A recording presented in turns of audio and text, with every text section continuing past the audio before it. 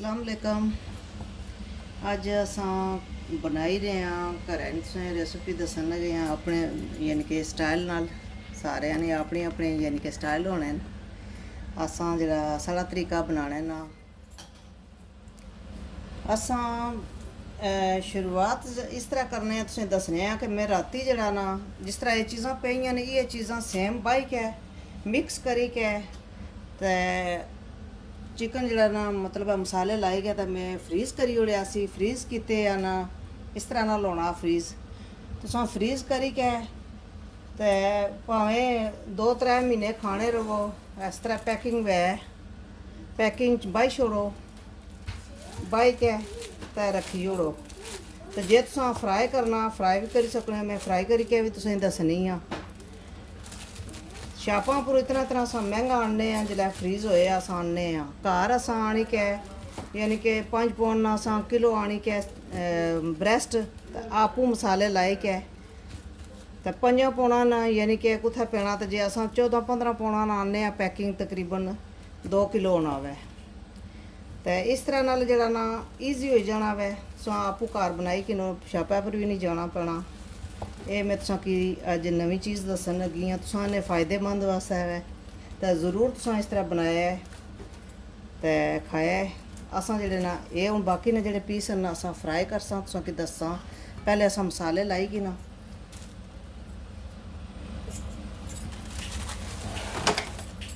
मसाले लाने ना तरीका ये है कि असां बाए ना टेबल स्पून बाए आवे spicy chicken fry mix by आवे ते इसने से स्पाइस कोई नहीं होना। 1 टेबल स्पून ये बाया ते 1 वो बाई आवे ते नाल 1 टीस्पून असां बाई है ड्राई मेथी ते 1 जेह्ड़ी टीस्पून असां बाए न घरै ने बसार।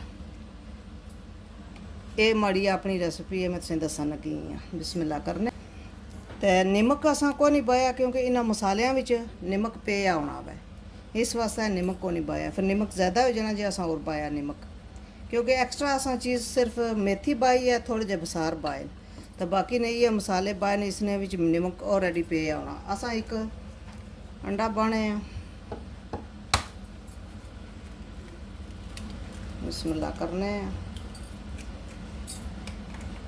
असा फिर नाल ही जड़ा ना बस चिकन भी इस तरह नाल ही मिक्स करसा हत्थै नाल ही क्योंकि हत्थां नाल ही लगने मसाले। बिस्मिल्लाह करने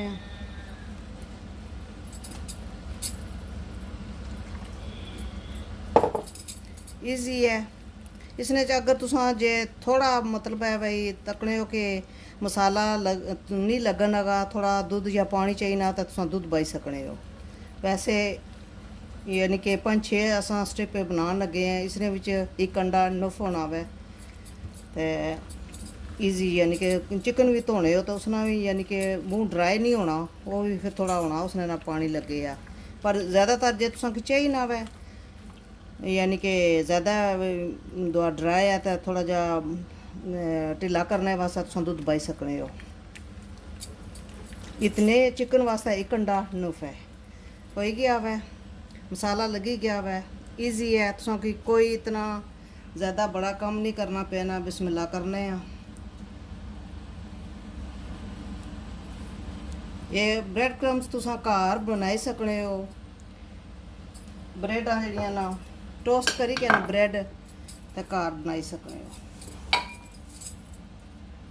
बिस्मिल्लाह करने इस तरह नाल असां सारियां स्ट्रिप जेह्ड़ियां हैन करने लाने राती भी मैं इस तरह नाल जेह्ड़ियां बाकी नहीं तुसां की प्लेटें बनियां दसियां ने इस तरह नाल लाई के मैं फ्रीज़ कीतियां सन ते ये जेह्ड़े ना हुण फ्रैश बनान लगी आं तुसां यानी कि तुसें तरीका दस्सन लगी सां कि पहले मैं किस तरह फ्रीज़ कीतियां। बस इस तरह करियै असां सारियां पीसां करने फिर फ्राई करने तुसें मिलने असां पहले फ्रीज़ होए बस तुसां की दसने रिजल्ट भाई फ्रीज़ होए ना क्या वै ते जेह्ड़े असां फ्रैश बनाए न उन्हां ना क्या वै वो फिर तुसें दसने फ्रीज़ ना मतलब ये भी है नाल के टाइम सेव होना एनी टाइम तुसां बनाई सकने हो जिल्लै जरूरत वै फ्रीज़रा कड्ढी के बनाई किनो। बिस्मिल्लाह करने असां गैस बिल्कुल मट्ठा टिके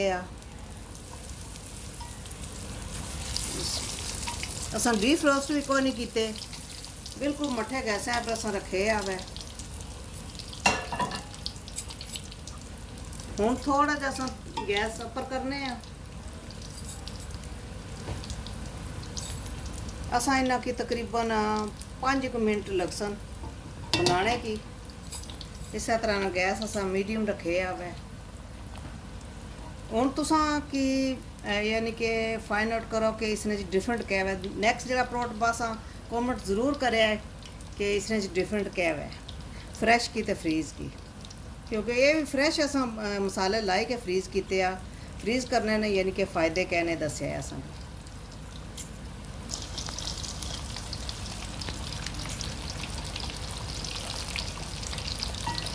तकरीबन 2 मिनटों बाद साइड परतने हैं। 2 मिनटों बाद इस तरह नाल होनी चाहिए। गैस असां जेड़ा मीडियम रखे है, तेज़ नहीं बूँ रखे है।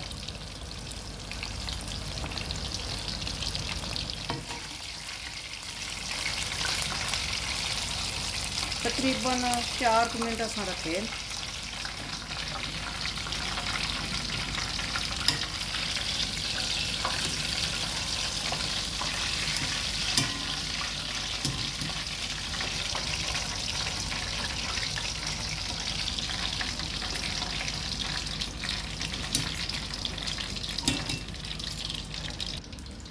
हुण असां बाने जेड़े असां फ्रैश मसाले लाए हुए।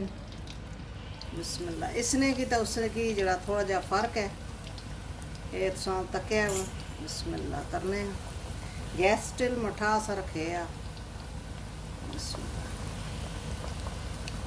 यानी कि वो असां फ्रीज होए बायस न ये डीफ्रॉस्ट उन्हें की थोड़ा जा टाइम चाहिए ना होना। जिला फ्रीज होए बाओ ना उन्हें की तकरीबन 2-3 मिनट एक्स्ट्रा दियो फ्राई करने वास्ते। तो जेड़े फ्रैश हैं ना वो जड़े ना वो जल्दी हो जाने।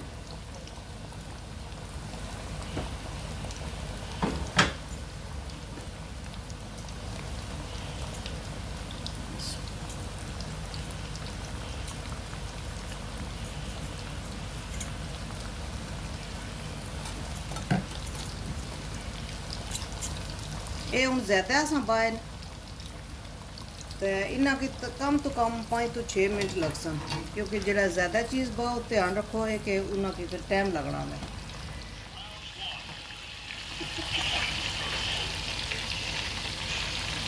असां साइड चेंज की है। हुण तुसां फ़र्क तकी सकने हो कि जेड़े असां फ्रीज होए बाए सन उन्होंने ब्रेड क्रम्स बिल्कुल सन लथे, तो जेड़े असां फ्रैश हुण लाई के बाए न उन्होंने थोड़े जे जेड़े ना लथे। तो इस वास्ते जेड़े ना तेलै की थोड़ी चढ़ चढ़ी आई है। इस वास्ते बेहतर है कि तुसां मसाले लाई के फ्रीज करिए।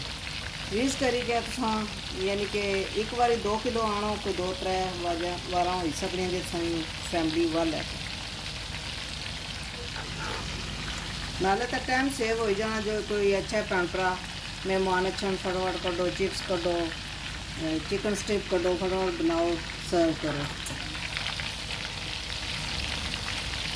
मैं श्योर हूँ कि तुसां की ये माड़ी रेसिपी पसंद आई सी, जरूर दस्या है असां की।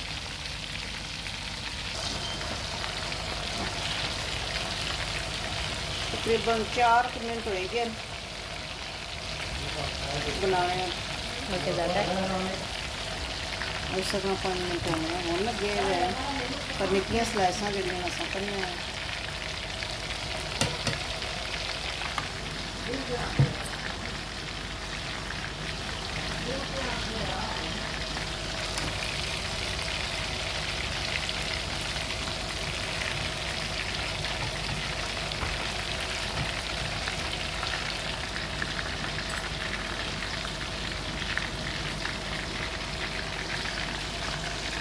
माशाल्लाह सही बने हुआ।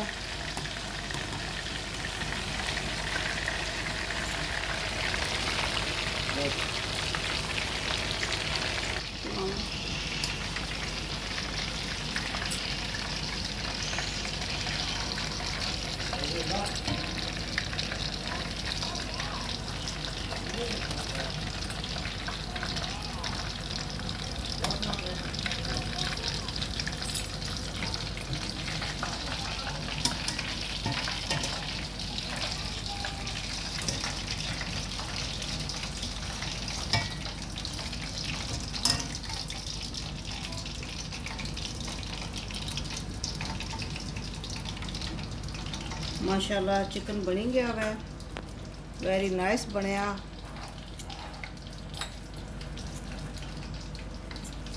ਅਸਾਂ ਇੱਕ ਪੀਸ ਜਿਹੜੀ ਹੈ ਨਾ ਉਹ ਭੰਨੀ ਹੈ ਨਿੱਕੀ, ਨਾਈਸ ਬਣਿਆ। ਇਨਸਾਈਡ ਜਿਹੜਾ ਸਹੀ ਜੂਸੀ ਬਣਿਆ, ਆਪਰੋਂ ਬਾਹਰੋਂ ਯਾਨੀ ਕਿ ਕਰੰਚੀ ਬਣਿਆ ਵਾ ਹੋਣਾ ਚਾਹੀਦਾ, ਇਸੇ ਤਰ੍ਹਾਂ ਨਾਲ ਕਰੰਚੀ ਹੋਣਾ ਚਾਹੀਦਾ ਵੈ। ਮੈਂ ਇੱਕ ਹੋਰ ਪੀਸ ਭੰਨੀ ਆ, इसके असां भरने हैं, बिस्मिल्लाह करने हैं। वेरी नाइस बनया वै, तुसां भी ट्राई इस तरह ना ज़रूर करेआ ते खाया है, बनाया है। असां ये करन लगे हैं कि हॉट सॉस है, इसने नाल बिस्मिल्लाह करने हैं। जे तुसां की मतलब है चिली नहीं खानी, तुसां कैचअप खाई सकने हो, नाल मैनेज खाई सकने हो। पर मैं चिली थोड़ी जी पानी है, यानी कि ऑलरेडी असां स्पाइसी बनाए। ट्राई जरूर करें, वेरी नाइस बने। इस तरह ना घर सौ बनाई गया, खाई सकने हो, बनाई सकने हो, बाकी ने दे सकने हो। तो वीडियो तक रहना साना बहुत बहुत शुक्रिया। नेक्स्ट वीडियो वास्ते इजाज़त दो। ओके, खुदा हाफिज़।